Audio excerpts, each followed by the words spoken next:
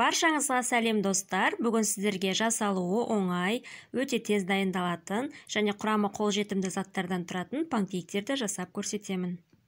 Майға қуырылмай жасалатын панкейктердің рецептін сақтап алу үшін арнама тіркелуді ұмытпаңыз. Ең алдымен жылы айранға ас содасын қосып, араластырып, шетке қоя тұрамыз. Айран мен сода арасында реакция жүріп, айранның көлемі біраз ұлғаяды. Келесі кезекте таза ыдысымызға 2 жұмыртқаны жарып, үстінен 3 ас қасық қант салып, жақсылап араластырамыз. Достар, барлық құрам бөліктердің грамм бойынша мөлшерін видео астында жазып қалдырамын, сол жерден қарасаңыздар болады. Қантты біраз ерітіп алған соң, үстінен 2 ас қасық күнбағыс майын құямыз. Достар, менің арнамда бұдан да бөлек оңай және әрдайым сәтті шығатын рецепттердің видеолары бар. Менімен бірге жасап көріңіздер. Ендігі кезекте осы массамыздың үстіне бағанағы айранға сода қосқан массаны қосып, жақсылап біріктіріп араластырып аламыз. Достар, егер сіздердің осы уақытқа дейін жасап жүрген панкейктеріңіз сәтсіз шыққан болса, осы рецепт бойынша міндетті түрде дайындап көріңіздер. 100% жақсы шығатынына сенемін.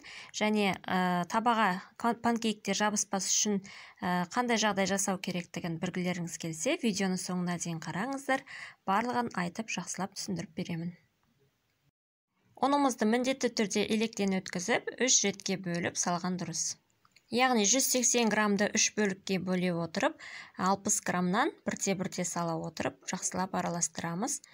Оның үстінен 1 шай қасыққа толтырмай ас қопсытқыш саламыз. Және де осы ингредиенттердің барлығын жақсылап біріктіру мақсатында жақсылап араластырып аламыз. Міне осындай консистенциядағы қамыр шығады. Қатты сұйық та емес, қатты қою да емес. Енді осыны қазір табаға пісіріп алатын боламыз. Панкейктердің табаға жабыспай, күймей, әдемі болып шығуының бір құпиясы ол оттың температурасы. Яғни, егер сіздер оттың астын өте қатты қып қоятын болсаңыздар, панкейктеріңіз жабысып, түрі әдемі болмай, күйіп кетуі мүмкін. Ал егер отты сіздер орташадан сәл ғана төмен қылып қойсаңыздар, панкейктеріңіз өте әдемі және жабыспай пісетін болады. Сондықтан осы ережені міндетті түрде сақтану қажет. Оттың асты егерде орташадан сәл жоғары болатын болса, панкейктеріңіз міндетті түрде күйіп кететін болады.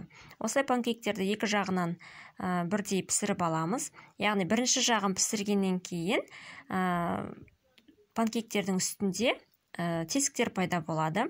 Сол тесіктер пайда болғаннан кейін сіздерге келесі бетіне аудару керек деген белгіні білдіреді. Және тағы бір айта кететін жайт, табаның бетіне ешқандай да май жақпаймыз.